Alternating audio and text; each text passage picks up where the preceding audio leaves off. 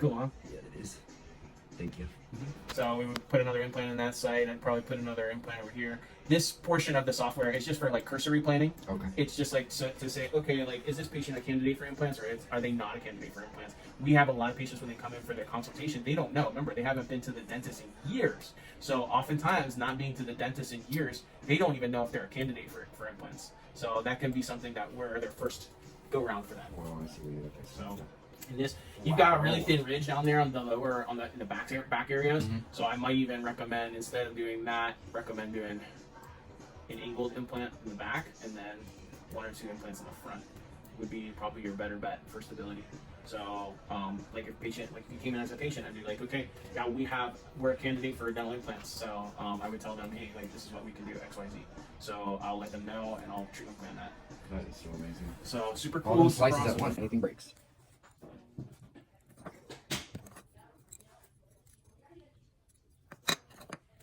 I guess we'll have to come back.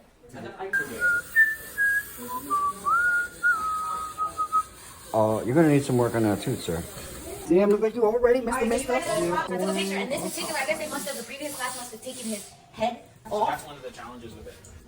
So, okay, so next what I'm going to do. So when we're doing, like, let's say a patient comes in and they need to replace a full set of teeth, okay? I'll walk you through step by step the good, better, best model, okay? If they have infections in their teeth, if they have just a really bad looking smile, the good option, okay, would be to do a denture, okay? And basically a full denture is just we take the teeth out and then we manufacture a set of teeth that rests on the gums, okay? This is a lower denture, okay? Here's my upper.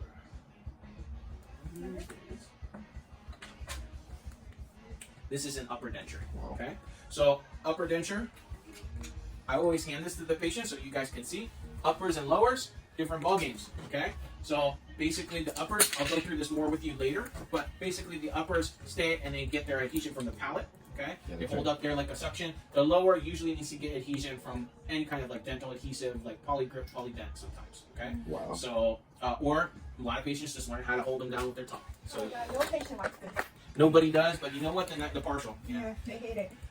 The nice advantage for a denture is it's the most economic option. So for a lot of I love patients that need to have something and they want minimal dentistry done on themselves in the long run, like you were saying, they want minimal maintenance, long-term cost of ownership, the denture is a nice option for them, okay?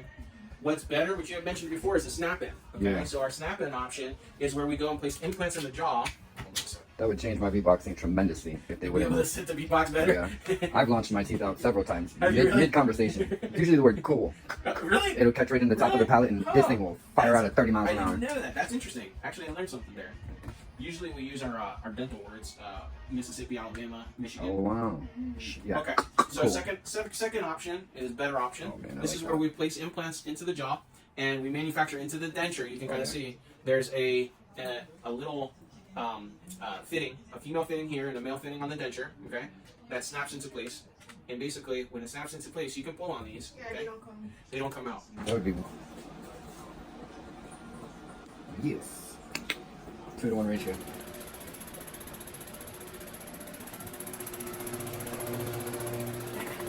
$3,000 flashes in the light box. Good to go. Yeah, a 2-piece denture just like this. So these are beautiful, guys. You did a really fantastic job. So get that in the light. That's incredible. Looks good. Nice shine. Wow. Put some stain, porcelain stain. So we're gonna make these teeth blend in with our existing teeth. Is that paint? Yeah, it's porcelain. So this is a glaze, and basically what this does is it makes the teeth look more lifelike. So basically, a tooth is never one flat shade. There's always gradation of shades inside of a tooth. There's different. If you look at it from a different angle, you might catch a little bit of an orange hue to it on one side, a little bit of a blue hue on another side. And basically what we do is when they come out of the porcelain oven, I'll try these in the patient's mouth, which I just did. And if there's any changes that need to come to them, I'll make them here. I'll fire them, and then we'll see the restoration. Where I start is always I use a fluorescent. She dries off and we go ahead. Oh my gosh, it's off.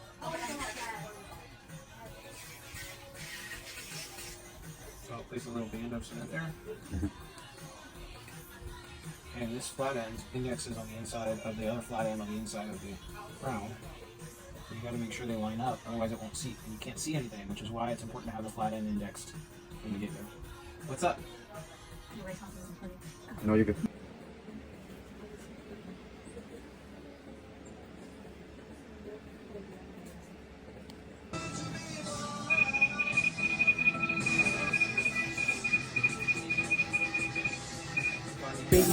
Always remember, you can take off more, easy to take off more.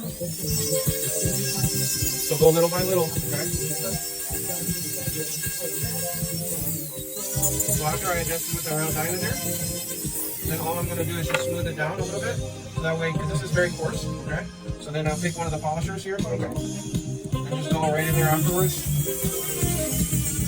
And just smooth it down. Yeah, there you go. Okay, good stuff. Let's adjust the bottom one. So I'm going to go in there in a minute. So all I'm doing is adjusting where the pencil marks were, okay? Don't really need to. You can blend it. You know what I'm saying? So you make a big adjustment where yeah, and then smooth it out. Yeah, so this green burr, this will take off. It's a little more aggressive. Yeah. Wow. Because it is a attempt, you have no problem. It's not the time of the back. It makes you feel better. It's the healing process. I don't mind adjusting dentures. Worst case scenario, let's say you adjust too much. Worst case scenario,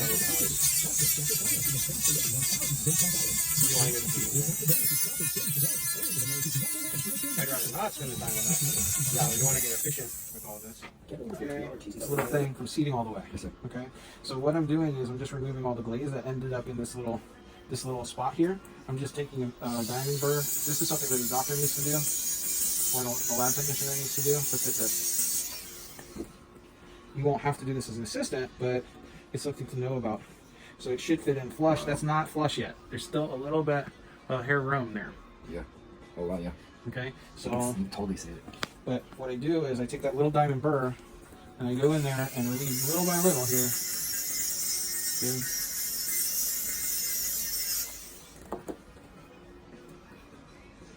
And then I try it. But that usually doesn't happen unless you get some glaze in there, and it's very common. Sometimes while I'm glazing these, a little drop of glaze gets in there. We need to do this adjustment on each piece. Monobond plus after you do the alcohol cleaning. 2 coats. So I'm gonna put 2 coats on each piece actually. Awesome. Be careful with this stuff. Always close it, because this one bottle is like $300 for a little tiny bottle, but it's magic. It works fantastic. Awesome. So once we have those two, close it up because it'll evaporate. And once that's placed, this is something you can learn how to do. I'll teach you how to do this. But this is Reliax, okay? This is the cement that we use to cement these.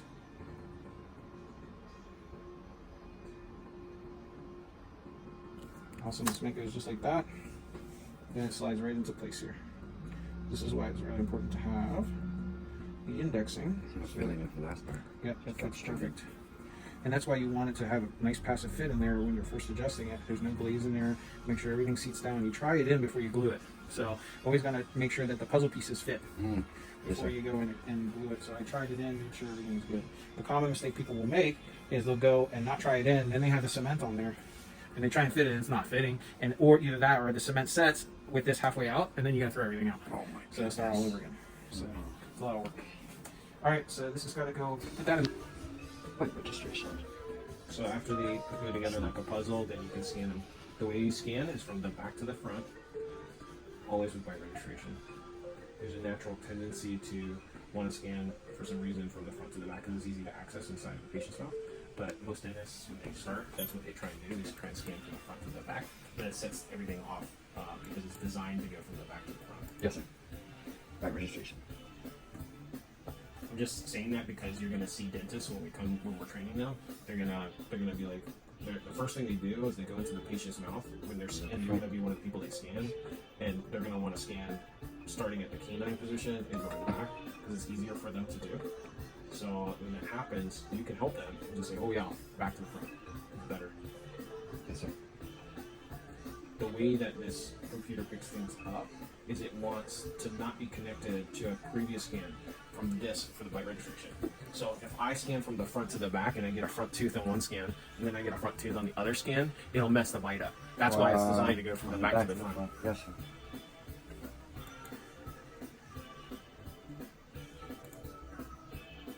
Birthday to you.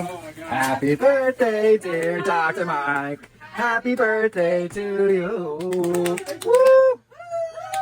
Awesome. Woo. Thank you. That was nice of you. I appreciate it. That's awesome. So this is what saves us a lot of time, saves him a lot of time. He wants to eat.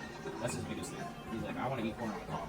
Yeah. That was the first thing he said to me when he came in. So if we can get him eating corn on the cob fast, he'll be happy. I've never tried eating corn on the cob with my dentures. Yeah, now he's got those 2 implants. They're ready to go. Just turn off the light there. There you go.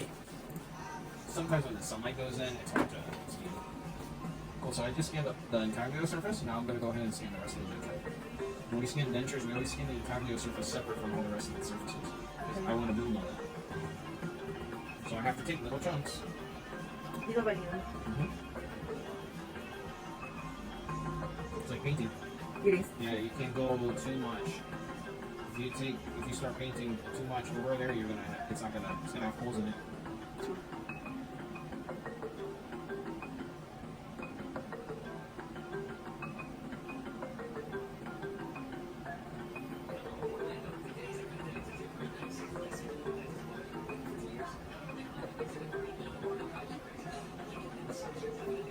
Time of surgery. Small hand, O-ringers, manual, and single. Sutures, cotton silk, paperwork, surgical. Extra hoses, all your juices. Irrigations, topical, bib, burr block, big extraction kit, and everything he needs to plug in. Make sure this is up and running, and check gas. Make sure your gas is set. Dog said to record it. Alright, great. Yeah. Honey, yeah. That's money, baby. Right there.